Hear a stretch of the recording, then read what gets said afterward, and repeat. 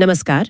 आज हम पड़ताल कर रहे हैं हाल ही में आई फिल्म सनी संस्कारी की तुलसी कुमारी पर दर्शकों की शुरुआती प्रतिक्रियाओं की। बिल्कुल, और ये प्रतिक्रियाएं हमने सीधे उन दर्शकों से जुटाई हैं जिन्होंने पहले दिन ही फिल्म देख ली, खासकर YouTube पर जो इनके रिव्यूज आए हैं उनसे। हाँ, और हमारा इरादा है कि ये जो मिली जुली सी आवाजें आ रही है ना, इनके पीछे का पैटर्न समझें।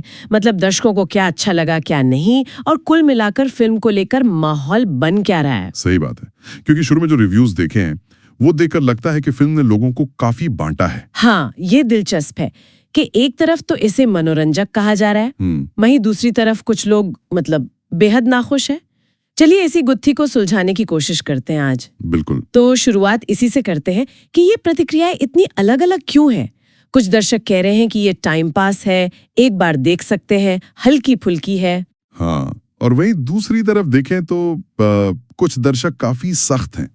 किसी ने इसे सिरे से खारिज कर दिया, वाहियात तक कह दिया, और लंबाई को लेकर भी शिकायतें हैं। अच्छा।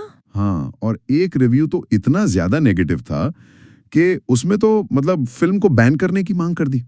तो ये दिखाता है कि कुछ लोगों को ये फिल्म बिल्कुल रास नहीं आई। बाप रे, साफ तौर पर दो खेमे बन गए हैं। तो कहानी के बारे में क्या सुनने में आया? क्या कहानी में कुछ ऐसा था जिसने दर्शकों को इतना बांटा? देखो, कहानी पर भी एक आम राय बनाना मुश्किल है। कई लोगों को ये जानी पहचानी सी लगी, वही पुराना लव ट्रायंगल वाला फॉर्मूला। हाँ, शादी में अड़ंगा डालने वाला हीरो जिसे आजकल के हिसाब से पैक करने की कोशिश की गई है। कुछ लोगों ने इसे धर्मा प्रोडक्शंस का टिपिकल स्टाइल बताया। वही भव्य सेट, सुंदर लोकेशंस। हाँ बिल्कुल, रोमांटिक ड्रामा का तड़का, ये वो स्टाइल है जिसके लिए वो जाने जाते हैं। तो कुछ को लगा कि ठीक है, वैसा ही है। लेकिन फिर वो एक मजेदार कमेंट भी था कि कहानी समझने के लिए सीबीआई जांच चाहिए। हाँ, वो टिप्पणी, वो असल में कहानी पर एक तीखा कटाक्ष था।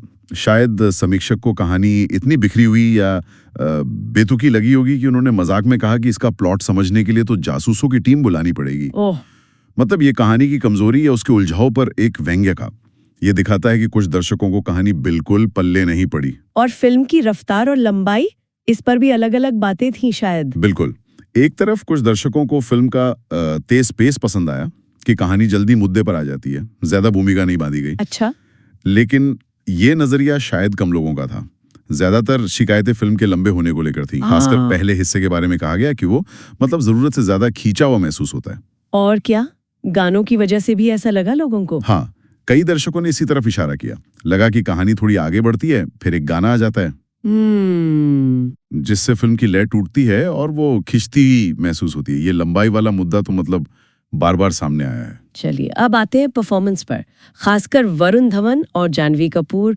वरुण धवन के काम को लेकर भी राय बंटी हुई लग रही है।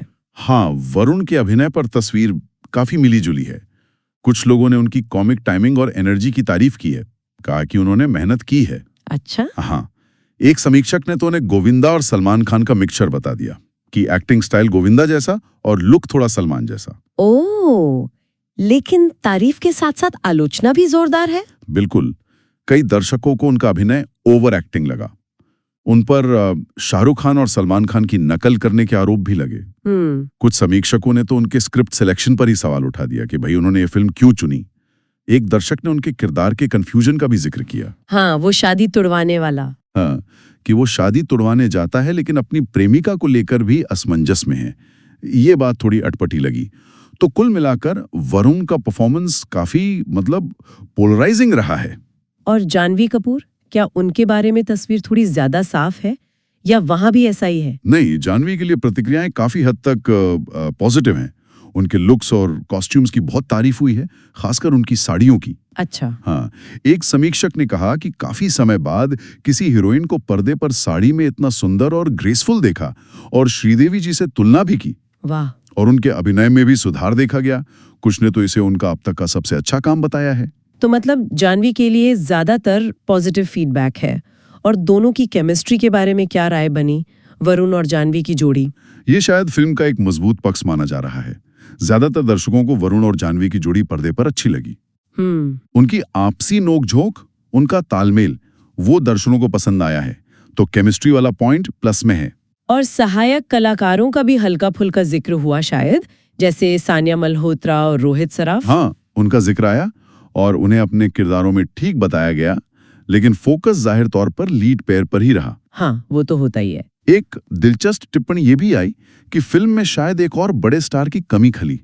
एक समीक्षक का मानना था कि सारा बोझ वरुण पर आ गया है। अच्छा। और एक और स्टार होता तो शायद फिल्म और वजनदार हो जाती। ये आजकल के मल्टी स्टारर दौर में एक सोचने वाली बात है शायद। सही कहा। अब बात करते हैं संगीत की। ऐसा लग रहा है कि गाने फिल्म का बहुत बड़ा हिस्सा हैं और इस पर लगभग सभी ने कुछ न कुछ कहा है। हाँ, गानों की संख्या ये एक बड़ा मुद्दा बनकर उभरी है। एक समीक्षक ने तो मजाक में कहा कि ऐसा लगा जैसे हर 2 मिनट में गाने आ रहे थे। हर 2 मिनट में? और गानों की क्वालिटी पर क्या राय है? अच्छे थे, बुरे थे? यहाँ भी वही बंटवारा दिखता है। कुछ को गाने ठीक ठाक लगे, डांस करने लायक। बिजोरिया गाने के रीमिक्स को कुछ पॉजिटिव प्रतिक्रिया मिली।